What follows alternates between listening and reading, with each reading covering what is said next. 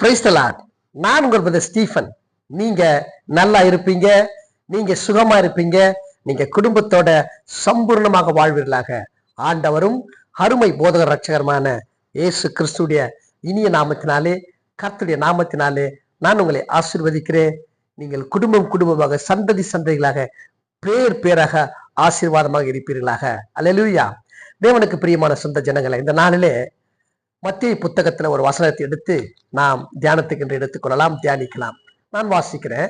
மத்தேயு சுவிசேஷன் புத்தகம் 11ஆம் அதிகாரம் 28 நான் வாசிக்கிறேன் பாருங்களா. மத்தேயு சுவிசேஷன் புத்தகம் 11ஆம் அதிகாரம் 28ஆம் வசனத்தை வாசிக்கிறேன். வருத்தப்பட்டு பாரம் சுமப்பவர்களே, நீங்கள் எல்லாரும் என்னிடத்தில் வாருங்கள், நான் உங்களுக்கு இளைப்பாறுதல் தருகிறேன் என்று சொல்லுகிறார். மீண்டும் நான் வாசிக்கிறேன். வருத்தப்பட்டு பாரம் சுமப்பவர்களே, நீங்கள் எல்லாரும் என்னிடத்தில் வாருங்கள், நான் உங்களுக்கு இளைப்பாறுதல் தருவேன் என்று சொல்லுகிறார். தேவனுக்கு பிரியமான சொந்த ஜனங்களே, இந்த வசனத்தை அநேக கிறிஸ்தவர்கள் ரட்சிக்கப்படாதவங்களுக்கு தான் சொல்லுவாங்க.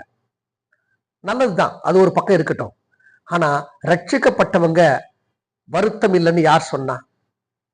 ரட்சிக்கப்பட்டவங்களுக்கு இன்னைக்கு வருத்தம் வரதான் செய்யுது, துன்பம் வரதான் செய்யுது.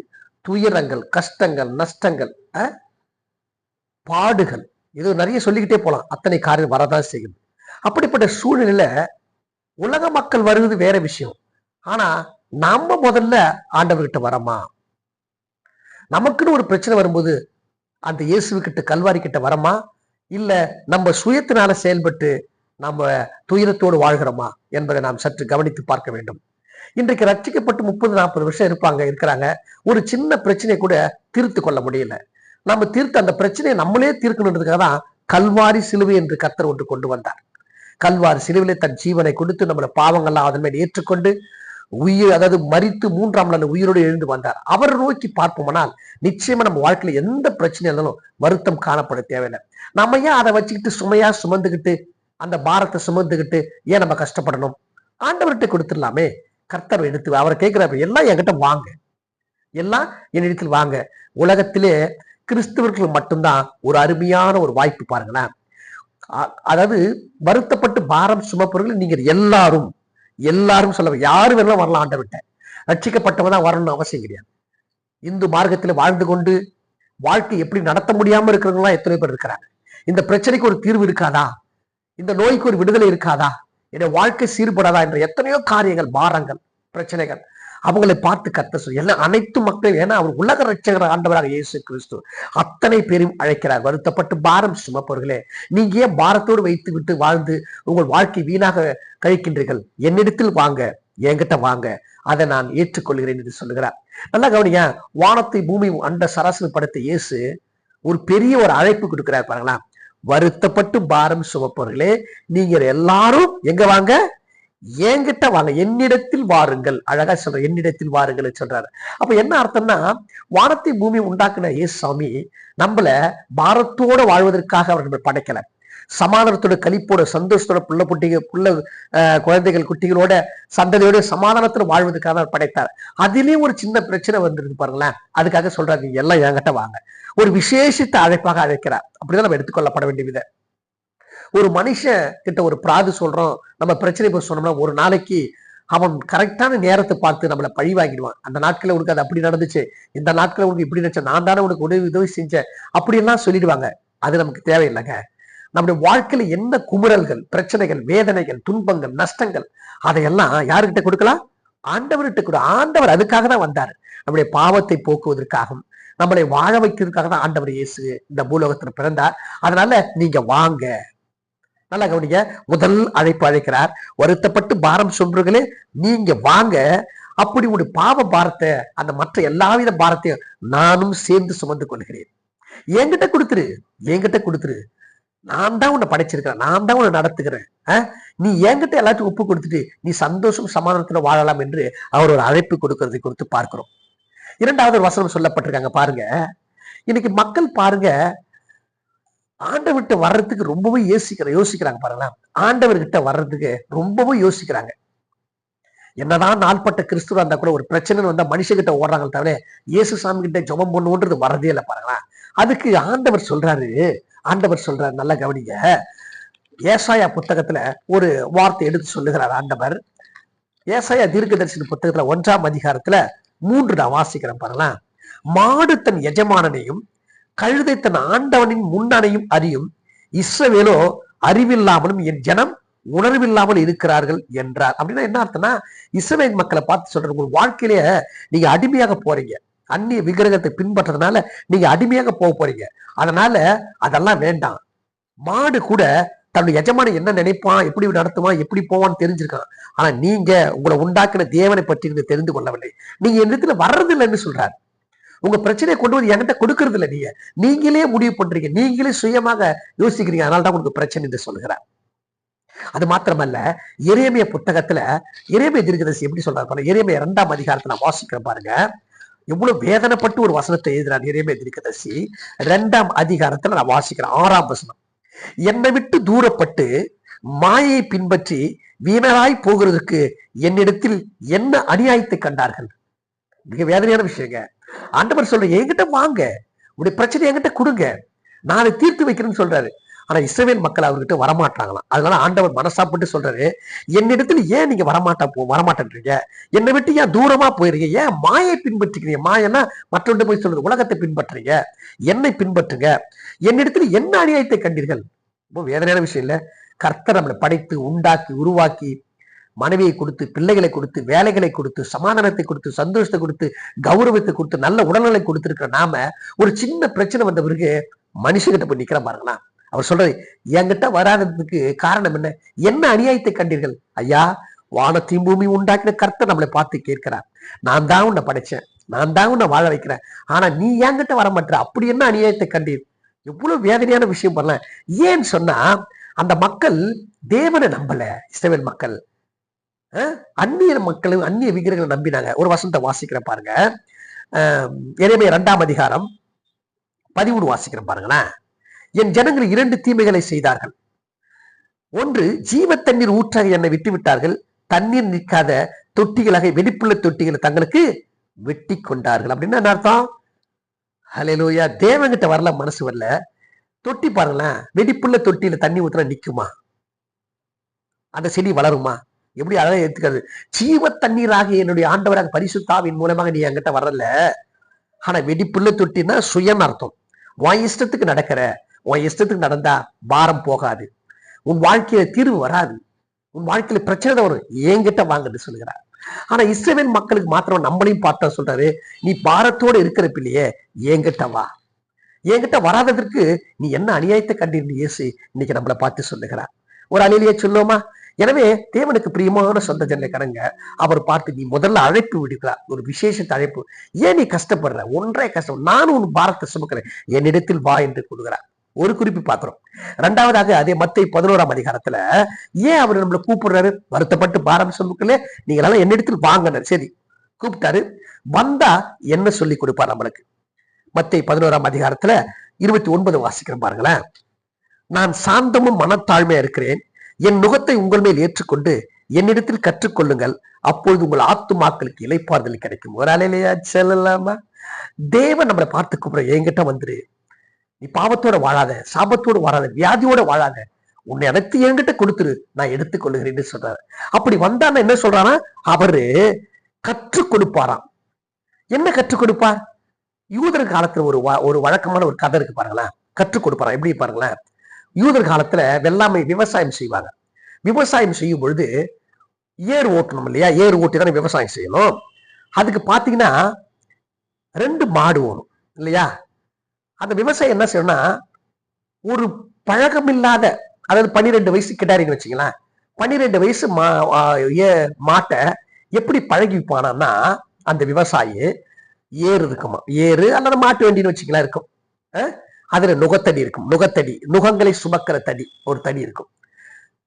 ஏற்கனவே என்ன பண்ணுவோம்னா, அது 12 வயசு கிடாரி அடங்காது, அதை எப்படி பழகி வைக்கணும்னு சொல்லி ஏற்கனவே பழகப்பட்ட கிடாரி, பழக்கப்பட்ட மாடு, அதை கொண்டு வந்து அந்த புது மாட்டு பார்க்கும்படி பழைய மாட்டை அழகா கொண்டு வந்து ஏர்ல கட்டுவானா அல்லது மாட்டு வண்டியில கட்டுவானா. அந்த பழைய மாடு எக்ஸ்பீரியன்ஸ் மாடு, வயதான மாடு, அதுக்கு நல்லா தெரியும் எஜமான் நம்மளை கூப்பிடுறாருன்னா பொதி சுமக்கிறதுக்கு கூப்பிடுறாரு, வண்டி ஓட்டுவதற்கு கூப்பிடுறாரு, ஏறு ஓட்ட கூடுறான்னு நினைக்குமா? அப்படி நுகத்தடி தூக்குன உடனே அது தானாய் கொண்டு வந்து கழுத்து கொடுமா. அப்படி கழுத்து விட்டும்போது அதனால வாருனால, உச்சிதமான அழகான வாருனால அந்த கழுத்தை நுகத்தடி போட்டு வலிக்காத கட்டுவாராம். யாரு முன்னாடி? பழக்கமில்லாத மாடை பழக்கப்பட்ட மாடு முன்னாடி கட்டுறார். இல்லையா? பழக்கப்பட்ட மாடை, அதாவது அனுபவம் நிறைந்த மாடு, அதை கட்டும் பொழுது அனுபவம் இல்லாத அந்த மாடு உற்று பார்க்குமா, ஓ இப்படித்தான் பொதி சுமக்கணுமா, இப்படித்தான் ஏறு ஓட்டணுமா அப்படின்னு அது தானாக வந்து அந்த பழக்கம் இல்லாத மாடு கொண்டு தன் தலையை நீட்டுமா. அப்பொழுது அந்த உரிமையாளன் அழகா கட்டி வைப்பானா. உடனே எடுத்தோடனே தாம்னு ஓட்டிட மாட்டான் அந்த ஏற.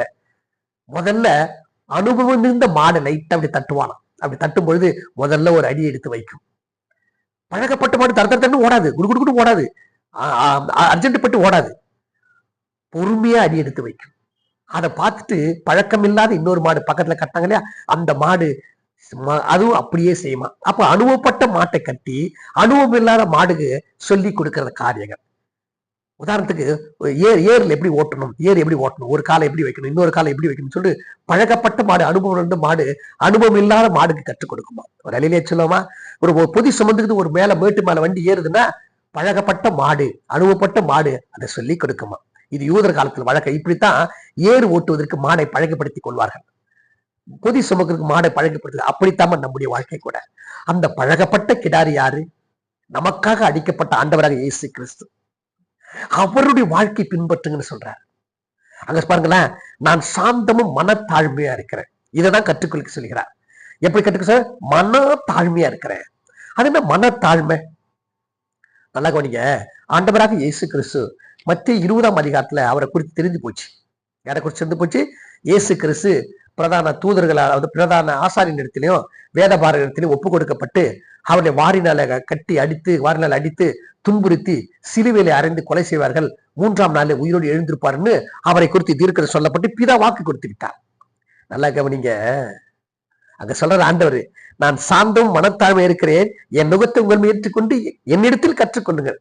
இயேசு கிறிஸ்து என்ன கற்றுக்கொள்ளணும், எப்படி அவர் வாழ்ந்தார் என்பது முதல்ல கற்றுக்கொள்ளணும். அங்க சொல்ற சாந்தமும், முதல்ல சாந்தத்தை எடுத்துக்கொள்ளலாம். இயேசு கிறிஸ்து ஜீவன் போக போது தெரிஞ்சு போச்சு. தெரிஞ்ச பிறகு அவர் எப்படி இருக்கிறாரு பாத்தீங்களா? எந்த சூழ்நிலையிலும் நான் மனுஷகுமாரன் அல்லது தேவகுமாரன் என்பதை மறந்து போகவே இல்லை ஆண்டவர் இயேசு. அதான் மனத்தாழ்மை. அங்க சொல்றாங்க சாந்தம் அப்படின்னா கோபம் இல்லைன்னு அர்த்தம். கோபம் வரக்கூடாதுன்னு அர்த்தம் சாந்தம்னா. சாந்தம்னா ஆண்டவராக இயேசு கிறிஸ்து எங்கேயும் கோபப்படல. தன்னுடைய மரணம் இப்படிதான் நடக்குன்னு தெரிஞ்சு கூட மிகவும் அமைதியாக, மிகவும் சாந்தமாக இருந்தார். கோபப்படவே இல்லையா. நல்லா கவனிங்க. ஒரு இடத்துல ஆண்டவராக இயேசு கிறிஸ்து எல்லாம் திட்டுறாங்க. சதுசேயருக்கு பதுசேயருக்கு திட்டுறாங்க. என்ன திட்டுறாங்கன்னா, நீ பிசாசுகளின் தலைவன். இதுலயே சொல்லப்பட்டிருக்கு, நீ போஜன பிரியன், பிசாசின் தலைவன், மதுபான பிரியன் அப்படின்னு சொல்றாங்க. நம்மளாம் தான் என்ன பண்ணிருப்போம்? டென்ஷன் ஆயிட்டு இருப்போம். நம்முடைய சாவு மரணம் எப்படின்னு தெரிஞ்சு போச்சு, இவங்க ஒரு பக்கம் திட்டுறாங்க அப்படின்ட்டு பயங்கர பிரச்சனை பண்ணுவோம், ஏதாவது செய்வோம். ஆனா ஆண்டவர் அப்படி செய்யவில்லை, மிகவும் பொறுமையாக இருந்தாராம். அதுதான் நான் சாந்தமா இருக்கிறேன், என்னை பார்த்து கற்றுக்கொள்ளுங்கள் என்று சொல்றார். இல்லையா சொல்லுமா? அவர் அழைக்கிறது எதுக்கு? தன்னுடைய இயேசு கிறிஸ்து வாழ்க்கை பின்பற்றுவதற்காக நான் தலைவர் நம்மளை அழைக்கிறார். அவரை தலைவர் தான் சொல்லணும். கொலைசர் 1:25 அவர் தலைவர், 18ஆம் வருஷத்துல தலைவர். சரி, அவரை பயங்கரமா அதாவது அவமானப்படுத்துறாங்க. என்ன சொல்றாங்க? நீ மரியாளின் மகன் தானே, நீ ஆண்டவரோட பிள்ளை இல்லையா, பிதாவின் பிள்ளை இல்லையா அப்படின்னு ஒருத்தர் சொல்றான். ஒருத்தர் போஜன பிரியன்றான், நீ பாவிகளுக்கு சிநேகிதன்றான். இதையெல்லாம் பொறுமையாய் சகித்து கொண்டிருந்தார் ஆண்டவராக இயேசு கிறிஸ்து. அதாவது கனி கொடுக்கிற வாழ்க்கை, கனி நிறைந்த வாழ்க்கைன்னு சொல்லலாம். கலாத்தியர் 5ஆம் அதிகாரத்துல ஒரு கனி வருது பாருங்களேன், சாந்தம்னு ஒரு கனி வருது. 9 கனிகள ஒரு கனி சாந்தம். ஒருவேளை ஆண்டவராக இயேசு கிறிஸ்து மட்டும்தான் அந்த கனிகளை வாழ்க்கை வாழ்ந்திருப்பான்னு நினைக்கிறேன். ஆவியின் கனியில நம்ம வாழ்றோமான்ற சந்தேகம் தான். அதனால நம்மள பார்த்து வாங்க என்று கூப்பிடுகிறார். வந்து என் வாழ்க்கையை கற்றுக்கொள்ளுங்கள். 2வது அவங்க சொல்லப்படுங்களா, நான் மனத்தாழ்மையா இருக்கிறேன் அப்படின்னா தன்னை தாழ்த்துவது, மிகவும் தன்னை தாழ்த்துவதுதான் மனத்தாழ்மைன்னு சொல்லப்பட்டிருக்கு. பாருங்களேன், பிலிப்பியர் புத்தகத்துல 2ஆம் அதிகாரத்துல ஒரு வசனத்தை நான் வாசிக்கிறேன் பாருங்க, எவ்வளவு மனத்தாழ்மை என்று பாருங்க. 2ஆம் வசனத்தை வாசிக்கிறேன், 6 வாசிக்கிறேன். 2:6. அவர் தேவனுடைய ரூபமா இருந்தும் தேவனுக்கு சமமா இருப்பதை கொள்ளையாடின பொருளை எண்ணாமல் தம்மை தாமி வெறுமையாக்கி அடிமின் ரூபத்து மனுஷ சாயனாலார் அவர் மனுஷரூபமாய் காணப்பட்டு மரண பரியந்தம், அதாவது சிலுவையின் மரண பரியும் கீழ்ப்படிந்து தம்மைத்தாமே தாழ்த்தினார். மரணம் தெரிஞ்சு போச்சு. கல்வாரிசில் ஏற்றிட்டாங்க. கல்வாரிசில ஏற்று கொலை கூட அவர் அப்படியே இருந்தார் பாருங்களேன். தாழ்மையா இருந்தார். எதுவும் எதிர்த்து பேசல. ஒரு சமயம் யோவான் புத்தகத்துல 19ஆம் அதிகாரத்துல 34 வாசிக்கிறோம். இயேசு இறந்து விட்டாரா என்று சொல்லி ஒரு சோல்ஜரன், ஒரு போர் வீரன் அவர் விழாவிலே குத்தி பார்க்கிறார். நமக்கான என்ன வரும்? கோபம் ஒரு ஏதாவது செய்வோம். ஆனா மிகவும் சாந்தமாக இருந்தார். மிகவும் சாந்தமாக என்ன சொன்னாரா? என்ன கொடுத்தாரா? குத்தினவனுக்கு ரத்தமும் தண்ணீரும் புறப்பட்டதுன்னு சொல்லப்பட்டிருக்கு. தன் விழாவில குத்தினவனுக்கு ஆண்டவர் கொடுக்கிற பரிசு தெரியுமா? ரத்தம்னா பாவம் போக்குறதுன்னு அர்த்தம். தண்ணீர்னா பரிசுத்த ஆவின்னு அர்த்தம். அவன் பாவத்தை போக்கி பரிசுத்த ஆவிக்குள்ள நடத்துவேன் என்றத உதாரணமாக அந்த போர் வீரனுக்கு செய்தி காட்டினார். இதுதாங்க சாந்தமான வாழ்க்கை. இததான் இயேசு சொல்ற, என்னிடத்துல வந்து கற்றுக்கொள்ளுங்கள், என் இடத்துல கற்றுக்கொண்டுங்கன்னு சொல்றாரு. நமக்கு நேரம் அடுத்தது போலாம் பாருங்களேன். அதுக்கடுத்து மனத்தாழ்மை. மனத்தாழ்மை. இந்த மனத்தாழ்மையில சிலுவின் மரண பரியந்தோறும் அவர் என்ன பண்ணாரு? மனத்தாழ்மையா கற்றுக்கொண்டார். எந்த சூழ்நிலையும் ஆண்டவராக இயேசு கிறிஸ்து நம்ம மேல பாரம் சுமப்பத்தரும் இல்லைங்க. சங்கீதக்காரன் விதமா சொல்லுகிறான். சங்கீதத்துல 68ஆம் சங்கீதத்துல ஒரு வசனத்தை வாசிக்கிறேன். 68ஆம் சங்கீதத்துல ஒரு வசனத்தை வாசிக்கிறேன். 19 வாசிக்கிறேன். என்னாலும் ஆண்டவருக்கு ஸ்தோத்திரம் உண்டதாக, நம்மேல் பாரம் சுமத்தினாலும் நம்ம ரட்சிக்கிற தேவன் அவரு. என்ன அர்த்தம் சொல்றாங்களா? உலக மக்கள் உங்க மேல பாரத்தை சுமப்பலாம், உலக மக்கள் உங்களை வையலாம், எதவனு செய்யலாம். ஆனா நான் ரட்சிக்கிற தேவன். என்னிடத்தில் வாங்க, என்ன கற்றுக்கொள்ளுங்க. வருத்தப்பட்டு பாரம் சுமக்கிறீங்களா? என்னிடத்தில் வாங்க, என்னிடத்தில் கற்றுக்கொள்ளுங்க. எதை கற்றுக்கொள்ளுங்கள்? சாந்தத்தை கற்றுக்கொள்ளுங்கள். எந்த சூழ்நிலையும் பதறாதீங்க. விசுவாசிக்கிற பதறான் என்று ஏசாயா புத்தகத்தில் சொல்லப்பட்டிருக்கிறது. பதறாது. மனத்தாழ்மை, தன்னை தாழ்த்து, எல்லா காரையும் தாழ்த்து. ஊழியக்காரா இருக்கட்டும், விசுவாசில இருக்கட்டும், நாள்பட்ட விசுவாசில இருக்கட்டும், எந்த மார்க்கத்தை சார்ந்தா இருக்கட்டும், தாழ்மையை முதல்ல கற்றுக்கொள்ளுங்கள். ஒரு கிறிஸ்தவனா இருக்கிறதுக்கு எது அடையாளம்னா இயேசு கிறிஸ்து போல தாழ்மை கற்றுக்கொள்ளப்பட வேண்டும். பாருங்க, சிலுவையில சாக போறோம்னு தெரிஞ்சு கூட நம்ம என்ன பண்ணோம்? ஒரே பிரச்சனை பண்ணிடும். ஆனா ஆண்டவர் மார்க் புத்தகத்துல என்ன செய்யறாரு? மார்க் புத்தகத்துல அவரு 1:35 மார்க் 1:30 அதிகாலையிலிருந்து ஜெபம் பண்ணுகிறார். யோவான் 10:30 வாசி, நானும் பிதாவும் ஒன்றாவே இருக்கிறோம். ஹல்லேலூயா. அப்ப என்ன அர்த்தம்? தன்னுடைய உயிர் போகும் ஜீவன் பிரியும் தெரிஞ்சு கூட பிதா விட்டு பிரிந்தாக என்றைக்கும் மனத்தாழ்மை அவரோட கூட வாழ்ந்தார்கள் சொல்லப்பட்டிருக்கு. ஆகையினால தேவனுக்கு பிரியமான சொந்த ஜனங்களாக பாருங்க, அப்படி அவர்கிட்ட வர்றவனுக்கு அவர் என்ன கொடுக்கிறாரா? இளைப்பாறுதல் தருகிறார். அப்பொழுது உங்கள் ஆத்துமாக்களுக்கு இளைப்பாறுதல் தரும். இந்த உலகத்திலே ஆத்துமாக்கு இளைப்பாறுதல் கொடுத்து ஒரே ஒரு தேவன், நம்ம தேவன் மட்டும்தாங்க. வருத்தப்பட்டு பாரம் சுமக்கலே நீங்க எல்லாம் என்கிட்ட வாங்க, என்கிட்ட வந்து இந்த சாந்தத்தை மனத்தாழ்மை கற்றுக்கொள்ளுங்க. அப்படி கற்றுக்கொண்டு என்னோடு கூட இந்த கிறிஸ்துவ வாழ்க்கையில பூலோகம் வாழ்கினா உங்கள் ஆத்துமாக்களுக்கு இப்ப மாத்திரம் இளைப்பாறுல, வருகின்ற புதிய வானம் புதிய பூமியை உங்களுக்கு இளைப்பாறுதல் கொடுத்து புதிய உலகத்துல உங்களை கொண்டு போகணும்னு வாக்கு கொடுக்கிறார். இன்னைக்கு வருத்தம் பாரம்ன்றாங்க. இயேசு கிறிஸ்து ஆராதிக்கிறது ஒரு சோம்பல், இயேசு கிறிஸ்து வார்த்தை கேட்கறது ஒரு சோம்பல். அவர் சொல்றாரு பாருங்களேன், என் நுகம் மெதுவாயும் என் சுமை லகுவாயும் இருக்கும். ஆண்டவர் கொடுத்தார்னா, ஆண்டவர் நடத்தினார்னா அது சுமையா இருக்காதுங்க. அப்படி இருந்தா கூட அது இப்படிப்பட்டிருக்குமா? அந்த நுகம்னா சுமைன்னு அர்த்தம். மெதுவாயும் என் சுமை லகுவாயும் இருக்கும். ஒரு குழந்தைக்கு எவ்வளவு வெயிட் வைக்கணும், ஒரு குழந்தைக்கு என்ன நடத்தணும் அப்படின்னு பார்த்து நம்ம பெற்றோர்கள் வளர்ப்பாங்க. அதே போலதான் நம்முடைய தகப்பன், நம்ம ஆண்டவராக இயேசு கிறிஸ்து நம்மளை எப்படி பண்றாரா? நம்ம எப்படி கொண்டு போறாரா? லகுவாயும் மெதுவாயும் நடத்துகிறார். அதனால ஆத்துமாக்கள் இளைப்பாறு தருவன். ஏன்னா ஆதியாகமம் 2ஆம் அதிகாரத்துல ஆதாம் படைக்கும் போது ஜீவ ஆத்துமாக வாழ்ந்தான். ஜீவ சுவாசம் ஊழப்பட்டனால ஜீவ ஆத்துமாக வாழ்ந்தான். அந்த ஆத்துமா கெட்டு போச்சு பாவத்துல கெட்டு போனதுல பாவம், பாரம், நுகங்கள், வருத்தங்கள், சோகங்களாக வர்ற சந்ததிகள் அத்தனையும் வாழ்வு. அதுல இருந்து மாற்றணும். அந்த ஆத்துமாக்களுக்கு, பாவப்பட்ட ஆத்துமாக்கள் ரட்சிப்பை கொடுத்து அவங்க இளைப்பாறுதல் தருணுன்றதுக்காக தான் கர்த்தர் என்னிடத்தில் வாங்க என்று சொல்கிறார். ஆதாம் கெடுத்து வைத்த அந்த ஆத்துமாவை இயேசு கிறிஸ்து பிந்தி வந்த வானவராக ஆண்டவராக இயேசு கிறிஸ்து அந்த ஆத்துமாக்கு இளைப்பாறுதல் தருவதற்காக தன்னுடைய ஜீவனை கொடுத்தார் என்று பார்க்கணும். இந்த தபசு நாட்களிலே கர்த்தரை நினைத்துக் கொள்ளுங்கள், அவரிடத்தில் போங்க, ஜெபம் பண்ணுங்க, பாரத்தை இறக்கி வைங்க, அவரை கற்றுக்கொள்ளுங்கள், அவருடைய சாந்தத்தையும் அவருடைய மனத்தாழ்மையும் அவருடைய நுகத்தை ஏற்றுக்கொள்ளுங்கள். உங்கள் ஆத்துமாக்களுக்கு இளைப்பாறுதலும். அப்போ வருத்தப்பட்டு பாரம் சுமக்கணும் வாங்கன்னு ஒரு அழைப்பு அழைக்கிறார். வந்த பிறகு நான் உங்களை என்னுடைய வாழ்க்கையை கத்துக் கொடுப்பேன்னு சொல்றார். அப்படி கற்றுக் கொடுத்த பிறகு பெரிய கிஃப்ட், இளைப்பாத ஒரு கிஃப்டை கொடுப்பேன்னு சொல்லி. எனவே தேவனுக்கு பிரியமான சொந்த ஜனங்களே, இந்த வார்த்தை பிடித்துக் கொள்ளுங்கள். கர்த்தர்களை ஆசீர்வதிப்பார். உங்கள் குடும்பங்கள், பிள்ளைகள், உங்கள் வேலை ஸ்தலங்கள், சந்ததிகள், ஊழியங்கள், உங்கள் வருமானங்கள், யாவற்றையும் கர்த்தர் ஆசீர்வதித்து காக்க கடவராக. God bless you. Praise the Lord.